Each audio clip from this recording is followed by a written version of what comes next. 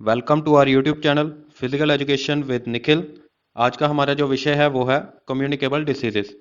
Communicable diseases को contagious disease के नाम से भी जाना जाता है। इसके अलावा इसको इन्फेक्शियस डिसीजेस भी कहा जाता है और हिंदी में इसको छूत की बीमारी कहा जाता है। आज की इस वीडियो में हम कम्युनिकेबल डिसीजेस का मीनिंग करेंगे, साथ ही में हम इसके मोड्स ऑफ ट्रांसमिशन को भी पढ़ेंगे कि जो छूत की बीमारी है वो किन किन कारणों से फैलती है। इसके अलावा हम इसकी प्रिवेंशन और ट्रीटमेंट के बारे में भी पढ़ेंगे। तो चलिए शुरू करते हैं। सबसे पहले इसका मीनिंग आता है, communicable disease is a disease that spread by transmission of a pathogen from an infected person to another person. तो कम्युनिकेबल डिसीजेज वो डिसीजेज होती हैं जो एक पर्सन से दूसरे पर्सन में पैथोजन के फैलने से होती है। पैथोजन किसी भी इन्फेक्शियस एजेंट को कह सकते हैं। सिंपल वर्ड्स में हम पैथोजन को वायरस कह सकते हैं या जर्म कह सकते हैं कि एक पर्सन से जब दूसरे पर्सन में जर्म चले जाते हैं या वायरस चला जाता है तो उसको कम्युनिकेबल डिसीज कहा जाता है। कि अगर किसी एक व्यक्ति को डिसीज है तो वो दूसरे पर्सन को भी हो जाती है उस पर्सन से, तो उसको कम्युनिकेबल डिसीज कहते हैं कि छूत की बीमारी है जो फैलती है। अगर हम एग्जाम्पल की बात करें तो कोविड-19 जो है वो एक डिसीज है और कोरोना वायरस जो है वो एक वायरस है जिसके कारण वो डिसीज होती है। एक पर्सन से दूसरे पर्सन के अंदर कोरोना वायरस जाने के कारण ही कोविड-19 की जो है डिसीज हो रही है।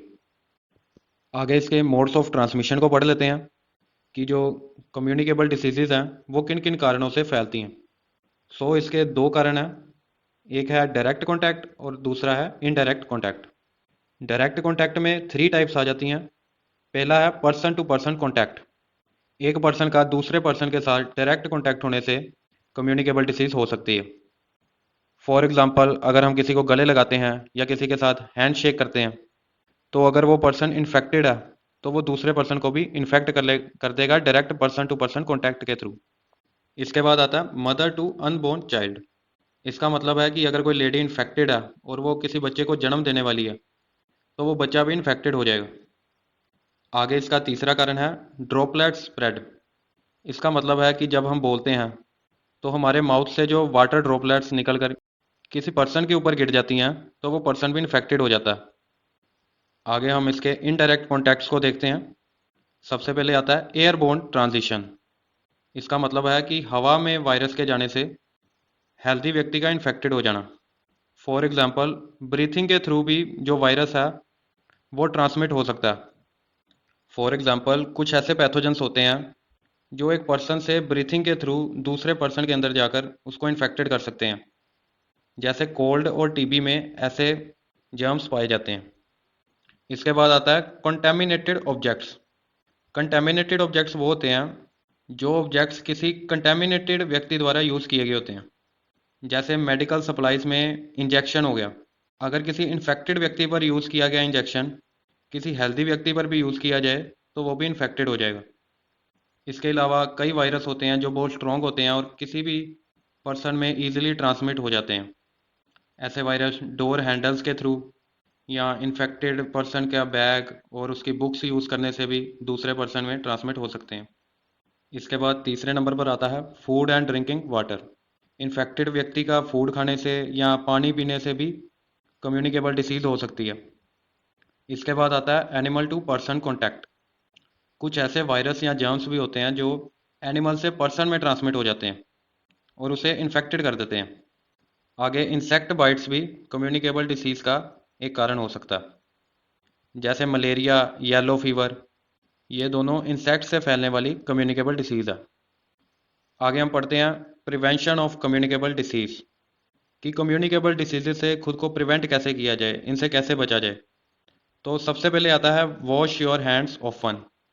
अपने हाथ थोड़ी थोड़ी देर बाद धोते रहें, क्योंकि अगर हमारे हाथ साफ रहेंगे तो वायरस हमारे अंदर नहीं जा पाएगा।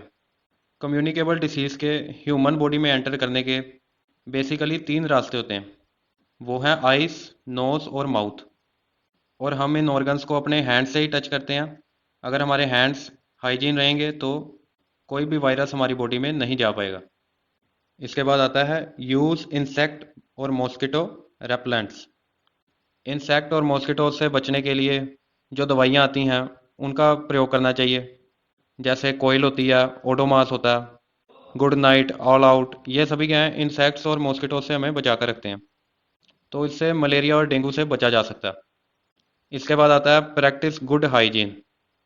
अपनी बॉडी की हाइजीन बनाकर रखें, अपने शरीर को साफ सुथरा रखें ताकि जर्म से आप दूर रह पाएँ।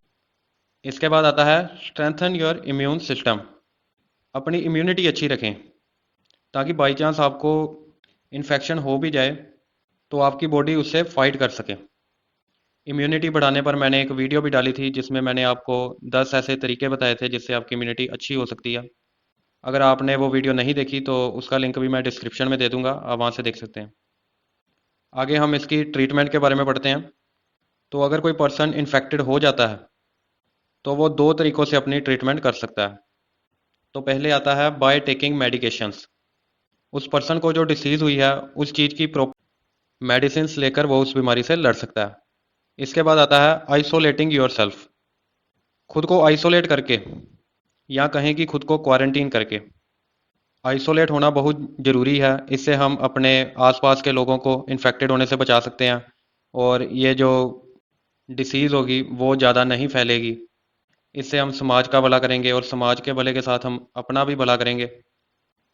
तो इसी के साथ हमारी आज की वीडियो ख़त्म होती है। अगर आपको ये वीडियो अच्छी लगी तो अपने दोस्तों के साथ ज़्यादा से ज़्यादा शेयर करें, इस वीडियो को लाइक करें और अगर आप हमारे चैनल पर नए आए हैं तो चैनल को सब्सक्राइब करें। So thanks for watching and take care.